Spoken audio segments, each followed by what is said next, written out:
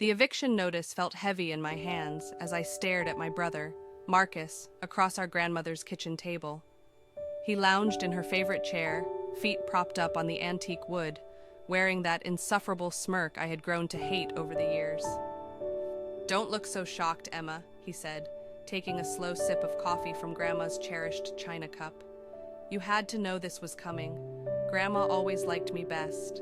My name is Emma Chin, and at 32, I was facing homelessness, thanks to my own brother's greed.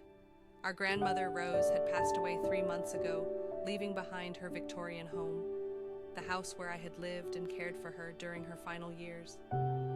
Marcus hadn't visited once during that time, too busy with his real estate ventures in the city to spare even an hour for the woman who had raised us after our parents died. This house wasn't just a property, it was our history. The walls held the echoes of Sunday dinners, holiday celebrations, and quiet evenings spent listening to Grandma Rose's stories. I had moved in years ago when her health began to decline, putting my career as an art conservator on hold to become her full-time caregiver. And now, with nothing but a cold, official-looking piece of paper in my hands, it was all being taken from me. "She wouldn't do this," I said, my voice steadier than I felt. "She promised me I could stay here." Marcus's laugh was sharp and cruel. "Promises don't mean anything without legal documentation, sis. And these papers?" He waved the deed in front of me, his smirk widening. "Say everything belongs to me now, including this dusty old house?" I watched him handle the documents with careless fingers, the same papers our grandmother had treasured. I could still picture her carefully storing them in her antique secretary desk upstairs, placing them neatly between old photographs, letters, and mementos. "You went through her things?" I asked, the realization hitting me like a punch to the gut. "You searched her desk?" "Of course I did," he scoffed, as if I had asked something ridiculous. "Someone had to handle the legal matters while you were busy playing nurse. Found these buried under a bunch of worthless old papers. Lucky for me, right?"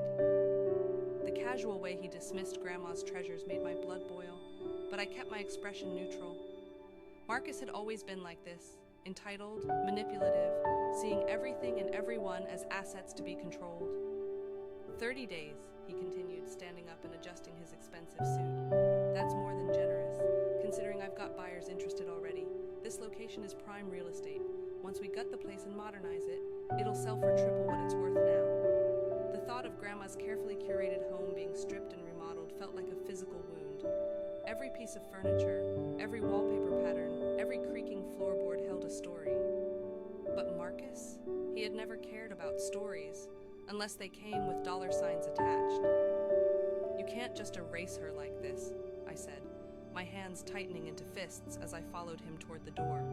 This house meant everything to her. He paused, hand on the doorknob, and turned back to me with an expression of mock pity. "Oh, Emma, always so sentimental. This is business. Grandma's gone, and it's time to move forward.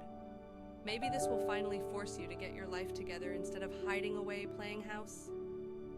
He walked to his sleek black Mercedes parked in the driveway, while I stood frozen in the doorway, watching him go. My fingers traced the worn wooden doorframe where Grandma Rose had marked our heights as children. Each penciled line was a memory of who we used to be. Marcus had always been taller, always reaching higher, but I had been the one who stayed. That night, after hours of crying and raging at the unfairness of it all, I found myself in Grandma Rose's study, surrounded by the familiar scent of old books and lavender. The antique secretary desk loomed before me, its surface still bearing the marks of Marcus's careless hands. But there was something he didn't know. Something Grandma Rose had shared with me on one of our quiet evening talks, just weeks before she passed. Running my fingers along the edge of the desk's writing surface, I felt for the nearly invisible seam she had shown me. With a gentle press, a small hidden compartment clicked open. Inside lay a leather-bound journal. Its pages were filled with Grandma Rose's elegant handwriting, and something else. Something that would wipe the smug smile right off Marcus's face. But first, I had some reading to do. I settled into her old armchair, the journal cradled in my lap, and began to read. "My dearest Emma, The first page began. If you're reading this, then I'm gone, and your brother has likely shown his true colors. A bitter smile tugged at my lips. Oh, Grandma, you knew him too well, and you had prepared for this. The house was just the beginning. Marcus thought he had won, that he had outmaneuvered me, but he had no idea what was coming. I might have had 30 days until eviction, but that was more than enough time to set things right. I smiled, thinking of his confidence, his certainty that he had already beaten me. He had always underestimated me, dismissing me as the sentimental one, the dreamer, the one who clung to the past while he charged forward chasing profits. But Grandma Rose had taught me that sometimes the best revenge isn't swift or loud. It's patient, careful, and perfectly timed. Like the restoration work I used to do with damaged paintings, this would require precision, patience, and an understanding of every fragile detail. And I had learned from the best. The next few days, I buried myself in Grandma Rose's journal. Each page revealed more about the careful plans she had laid. The leather-bound book wasn't just filled with memories. It contained a lifetime of records, transactions, investments, names, dates, and secrets. My grandmother had spent decades orchestrating quiet, strategic moves, and Marcus had completely underestimated her. He thought he had inherited a house, but he had overlooked something crucial. Grandma Rose had been far shrewder than anyone suspected. Beneath her warm smile and homemade cookies lay the mind of a brilliant businesswoman. While Marcus had been busy chasing short-term gains, she had been playing the long game. She had quietly built an empire, one that stretched far beyond the walls of this house. My darling Emma, one entry read. I've watched Marcus grow increasingly consumed by greed. He visits less and less, only appearing when he needs something. I know he'll try to take everything once I'm gone. That's why I've prepared this gift for you, the key to something he can never touch. As I read on, my eyes widened. The Victorian house was just the tip of the iceberg. Grandma Rose had spent years accumulating shares in some of the city's most valuable properties, including several buildings in Marcus's prized development district. She had done it through a network of shell companies, leveraging old property laws and her deep connections with the city's most powerful families. But the real bombshell came near the end of the journal. Alongside her holdings, she had left me something else, something even more valuable: proof.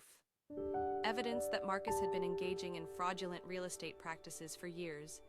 She had kept meticulous records of his schemes, how he manipulated property values, deceived elderly homeowners, and orchestrated shady backdoor deals to inflate his profits. I couldn't stop him, she had written, but I could document everything. The choice of what to do with this information is yours, my dear. Use it well. I didn't hesitate. I picked up the phone and called my friend Sarah, a corporate lawyer I had known since college. Can you come over? I asked, my voice trembling with excitement. I need your eyes on something. An hour later, we sat at the dining room table, surrounded by stacks of documents. Sarah's eyes widened as she sifted through the evidence. Emma, she breathed, looking up at me. This is incredible. Your grandmother wasn't just collecting evidence. She was building a case. These documents prove Marcus has been running a sophisticated fraud operation. If this gets out, he'll lose everything. His reputation, his business, probably even his freedom. Sarah shuffled through another stack of papers, then froze. And the timing is perfect, she added, her voice laced with excitement. See this development project he's working on? The one he's probably planning to sell this house to? According to these records, he's been lying to his investors about property values and zoning laws. If someone were to expose this, a slow smile spread across my face. How long would it take to put together a formal case? Give me 2 weeks, Sarah said, her eyes gleaming. I know exactly who to talk to at the SEC. They've been trying to nail Marcus for years, but they never had enough evidence. This, she held up a particularly damning contract. This is the mother lode. The next morning, Marcus showed up unannounced. He probably expected to find me packing. Instead, I was in the garden, tending to Grandma Rose's prized roses with the same care she had always shown them. The sun was warm against my back. the air thick with the scent of lavender and earth. "Still here?" he called out, his expensive shoes crunching against the gravel path. "You know, if you need help finding a place, I might be able to arrange something. A small apartment in one of my buildings, perhaps, at a family rate of..." I stood up slowly, brushing dirt from my knees. "That's thoughtful of you, Marcus," I said, my voice even. "But I think I'll manage just fine on my own." His smug expression faltered for just a second before he recovered.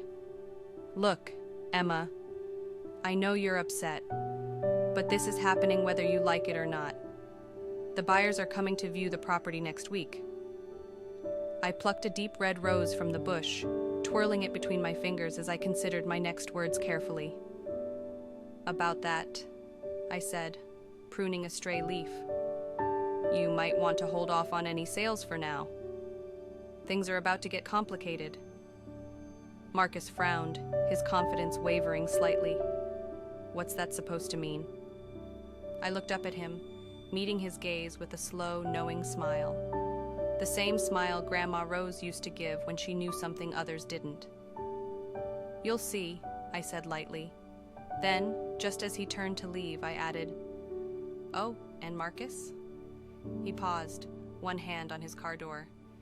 "Be careful with those property valuations you've been showing your investors." I met his eyes, letting the weight of my words sink in. Numbers can be such tricky things, can't they? For the first time, I saw something flicker in his expression, something close to fear, and that was just the beginning. The color drained from Marcus's face. For the first time since this all began, I saw real fear in his eyes. Without another word, he turned and practically ran back to his car, slamming the door shut with a force that echoed through the garden. His tires screeched against the gravel as he sped off. I stood there for a long moment, the scent of roses thick in the evening air. The sun was setting, painting the sky in shades of gold and crimson, casting long shadows across the garden. I sank into Grandma Rose's favorite chair, letting the quiet settle around me. She had known this day would come. She had prepared for it with the same meticulous care she had shown in tending her roses. "Each thorny problem needs careful handling," she used to say, "but with patience and the right tools, any garden can bloom." I picked up my phone and dialed Sarah's number. "It's time," I said when she answered. "Let's show my brother exactly what Grandma Rose left behind." The next 2 weeks were a whirlwind of activity. Sarah worked tirelessly, compiling the evidence into an airtight case. She called in favors, looped in trusted contacts, and built a legal storm that Marcus would never see coming. Meanwhile, I kept a watchful eye on him. I noticed the increased activity around his office, cars coming and going at odd hours, lights burning late into the night. He was scrambling, probably trying to cover his tracks, calling in lawyers, silencing investors, shifting money where he could. But it was too late. The hammer fell exactly 20 days after he served me with the eviction notice. The SEC investigation became public, and the cracks in Marcus's empire turned into an all-out collapse. Investors pulled out, business partners distanced themselves, clients withdrew deals. The media ran headlines that spread like wildfire. Local real estate mogul under investigation for massive fraud scheme. That morning, I stood in Grandma Rose's kitchen, watching the kettle whistle on the stove as I made her signature lavender tea. The newspaper lay open on the counter. Marcus's name splashed across the front page. My phone buzzed. A text from him. "We need to talk." Now, I let the message sit unread for a while. I thought about all the times he had ignored Grandma Rose's calls when she was sick. All the family dinners he had missed. All the moments he had been too busy to be a brother, too focused on himself to see the people who truly mattered. Finally, I responded, "Sorry, I'm rather busy today, but don't worry, we have plenty of time to talk." About 10 more days by my count. 10 days. That's how long it took for Marcus's world to completely unravel. The SEC investigation exposed everything. The fraudulent property valuations, the forged documents, the elderly residents he had pressured into selling their homes for a fraction of their worth. By the time he realized there was no saving himself, he had already lost everything. I was in Grandma Rose's garden when he finally showed up. He looked nothing like the polished real estate mogul who had smugly handed me an eviction notice. His expensive suit was wrinkled, his hair disheveled, and the arrogant smirk that had once been his trademark was gone, replaced by something closer to desperation. "You did this," he said, his voice hoarse. "You destroyed everything I built." I continued pruning the roses just as Grandma had taught me. "No, Marcus, you did this to yourself. I just showed everyone who you really are." He collapsed onto the garden bench, his head in his hands. "How?" His voice cracked. "How did you know about all of it?" "Grandma Rose knew," I said simply. "She kept records of everything, every shady deal, every manipulated sale. She saw who you really were long before anyone else did." He looked up sharply, shaking his head. "That's impossible. She was just a sweet old lady who baked cookies and tended her garden." I couldn't help but laugh. "That's exactly what she wanted everyone to think," I said. "But Grandma Rose was smarter than any of us knew. While you were busy chasing short-term profits, she was building something real, something that would last." I pulled a thick envelope from my pocket, the final piece of Grandma Rose's plan. "Did you know she owned controlling shares in half the properties in your development district?" I asked, holding out the documents. "Through various shell companies, of course. She left them all to me." Marcus's face went pale. "You're lying." "Check the records," I said, placing the envelope beside him. "It's all there. The properties, the companies, everything. She spent years quietly buying up land while you were focused on quick profits and flashy deals." His hands trembled as he flipped through the documents, his face draining of color with each page.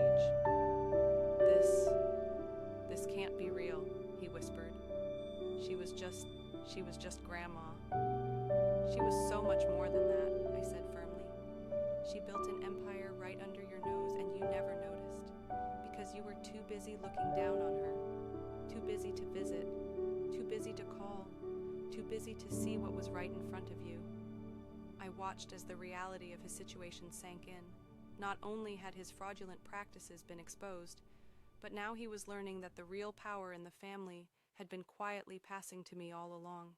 He swallowed hard. "What are you going to do?" I glanced around the garden, at the roses Grandma had tenderly cultivated for decades, at the house she had protected, the legacy she had left.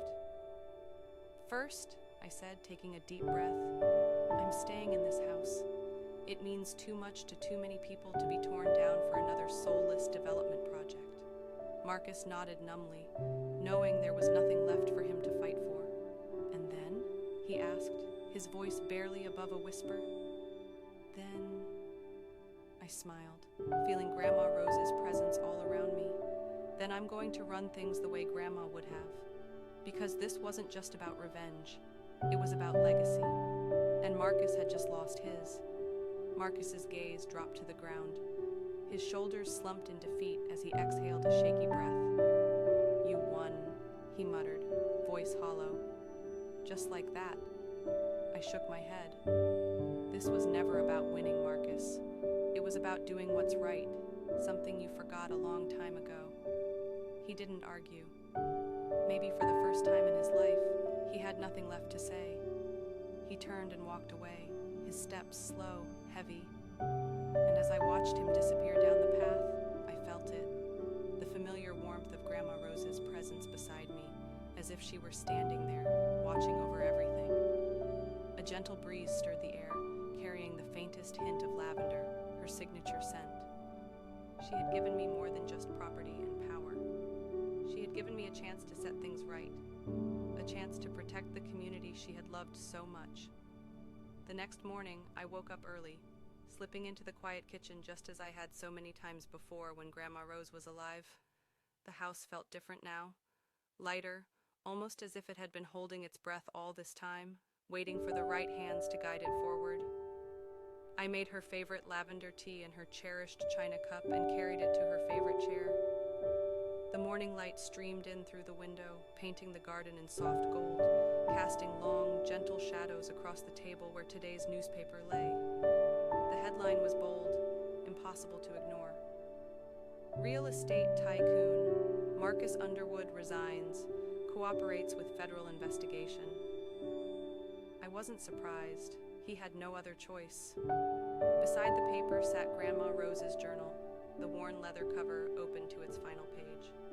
My breath caught as my eyes landed on the words she had written in her careful, graceful script. Remember, my darling Emma, true wealth isn't measured in property deeds or bank accounts. It's measured in the lives we touch, the communities we build, and the legacy we leave behind. I trust you to carry this forward, to build something beautiful from what I've left you. And never forget, sometimes the sweetest victories come from the most carefully tended gardens. I traced my fingers over the ink, her words sinking into my heart like roots finding soil. Marcus had thought he won when he found those property deeds, never realizing that Grandma Rose had orchestrated everything, laying the groundwork for a victory that went far beyond mere possession of a house.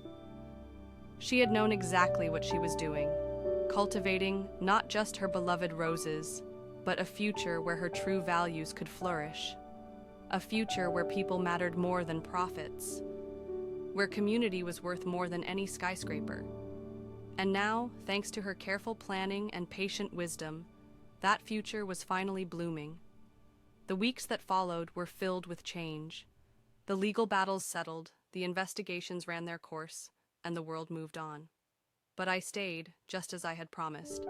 The house would not be torn down, the garden would remain untouched, and the land Grandma Rose had so carefully acquired would be used not for soulless developments, but for something meaningful.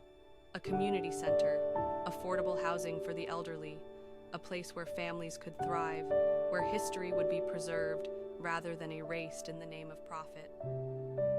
I could almost hear her laughter in the rustling leaves, see her tending her roses with that knowing smile of hers. She had given me so much more than just property and power. She had given me the tools to protect everything she loved, to nurture it, to help it grow. And that, I realized, was the greatest inheritance of all. As I sat in the morning light, sipping lavender tea, I felt the weight of the past lifting. This was just the beginning. The garden was finally blooming,